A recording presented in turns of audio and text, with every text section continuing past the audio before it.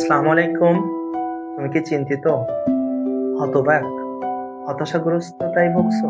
তুমি কি তোমার স্বপ্ন নিয়ে বিচলিত হয়েছো? তাহলে আজকে আমাদের এই ভিডিওটা তোমাকে সেই শিক্ষাটাই দেবে, যেটা নিয়ে তুমি তোমার স্বপ্নটাকে বাস্তবে রূপদান করতে পারবে। আজকে যদি আমাদের ভিডিওটা তুমি শেষ পর্যন্ত দেখো, তাহলে অবশ্যই তুমি তোমার স্বপ্নটা আঁকড়ে ধরে রাখতে পারবে। আজকে আমরা এমন একটা স্টোরি নিয়ে তোমাদের সামনে হাজির হয়েছি, যেটা দেখলেই বা যেটার থেকে তুমি শিক্ষাটা নিলে তুমি তোমার স্বপ্নটাকে সত্যি বাস্তবে রূপ দিতে পারবে। তাহলে চলো শুরু করি। আমাদের আজকের টপিক ছিল আজই করো, আগামীকালের জন্য অপেক্ষা করো না। ঠিক আজকের যে স্টোরিটা ছিল, তুরস্কের এলেসার শহরে এক ছেলে ছিল, নাম ছিল তার মাহমুদ। সে লেখাপড়ায় ভালোই ছিল, কিন্তু অগোছলা ছিল। তার স্বপ্ন ছিল সে একজন ডাক্তার হবে, কিন্তু সে সবসময় বলতো আজ আর ভাল লাগছে না, কাল থেকে করবো, কাল করবো। তার মনের ভিতরে সবসময় এই চলতো, কিন্তু তার ইচ্ছা ছিল সে একজন নামকরা একজন ডাক্তার। সে একদিন এক রাতে ঘুম থেকে উঠে দেখলো তার যে ছোট বোন তার রুমে বসে, তার বোনের রুমে বসে সে পড়ছে। সে হতবাক হয়ে গেল, গিয়ে তার বোনের কাছে প্রশ্ন করলো যে তুই এখন পড়ছিস কেন? তার বোন হাসলো এবং বলল, আমি কি আমার স্বপ্নটা আগামীকালের জন্য ঝুলিয়ে রাখবো? আমি পারবো না, আমি আমার স্বপ্নটা আজই পূরণ করব। যখন মাহমুদ তার বোনের কাছ থেকে এই ধরনের একটা কথা শুনলো, এই তার বোনের এই কথাটা তার হৃদয়ে একদম তীক্ষ্ণ বর্ষার মতো এসে বিঁধল। সে ওই রাতে এসে তৎক্ষণাৎ টেবিলের বইটা নিয়ে বসে রইল। এটা সত্য যে সেদিন আর বই পড়ে নাই, সেদিন সে 1 ঘন্টার মতো বইটা নিয়ে বসেছিল। সেই দিন যে 1 ঘন্টার মতো বসেছিল, তখন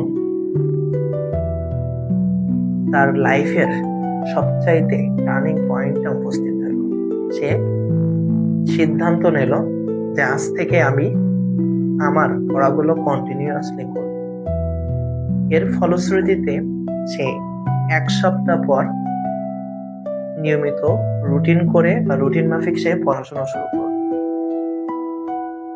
তাদের কলেজের ষান্মাসিক যখন এক্সাম হলো, সে দেখা গেল কলেজের এবারের পরীক্ষায় মেধা তালিকায় 2য় স্থান অধিকার করছে। সে আরো উৎসাহ পেল যে আসলেই তো সম্ভব, আমি আমার স্বপ্নটাকে এভাবে বাস্তবে নিয়ে আসতে পারবো। ঠিক এভাবে সে কঠোর পরিশ্রম করতে শুরু করল। সে কঠোর পরিশ্রম করতে করতে বিগত 5-7 বছর পরে সে একজন ডাক্তার হলো। আসলে আমরা প্রত্যেকেই তাকে চিনি,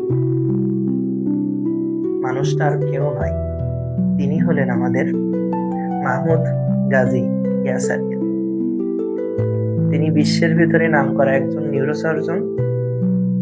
তিনি তার লাইফে 7,500 অপারেশন সফলভাবে সম্পন্ন করছে এবং 1999 সালে এই অ্যাসোসিয়েশন থেকে এই নিউরোসার্জন থেকে তাকে সম্মাননা দিয়েছে। আজ পৃথিবী তার কথা অক্ষরে অক্ষরে ইতিহাস হিসাবে লিখে রাখছে। মানুষজন তাকে এক নজর দেখার জন্য, তার কাছ থেকে তার একটা কথা শোনার জন্য আজকে অধীর আগ্রহে বসে থাকে। ঠিক একই রকম এক সম্মেলনে তিনি উপস্থিত ছিলেন। এক সাংবাদিক তাকে জিজ্ঞাসা করলো, স্যার, আপনি যে এত বড় মানের একজন নিউরোসার্জন, এর পিছনের কাহিনীটা যদি একটু বলতেন আমাদের, তাহলে আমরা উপকৃত হতাম। এই যুব সমাজ আপনার কাছ থেকে কিছু শিখতে পারে।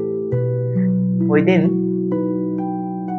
গাজী ইয়াসির বলছিল যে আসলে আমি আমার ভাগ্যটা পরিবর্তন করি নাই বা ভাগ্যটা পরিবর্তিত হয় নাই, আমি শুধু আমার ট্রেনটা বদলাইছিলাম।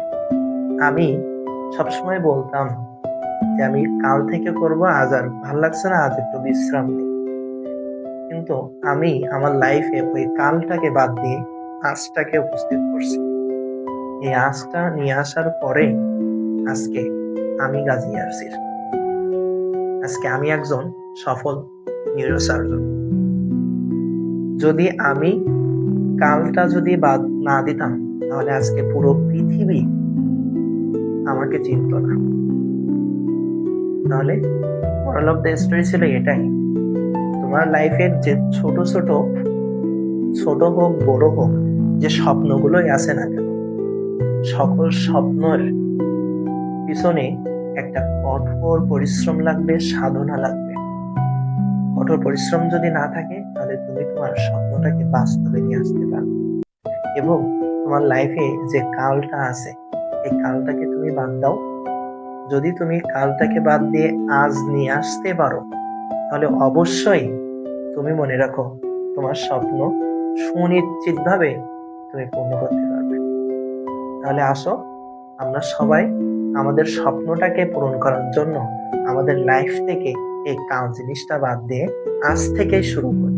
যদি আমি আজ থেকে শুরু করতে পারি, তাহলে অবশ্যই তুমি আমি আমাদের স্বপ্নটাকে বাস্তবে রূপ দিতে পারবো। তাহলে আজ এই পর্যন্তই। ভালো থাকো, সুস্থ থাকো, দেখা হবে নেক্সট ভিডিও।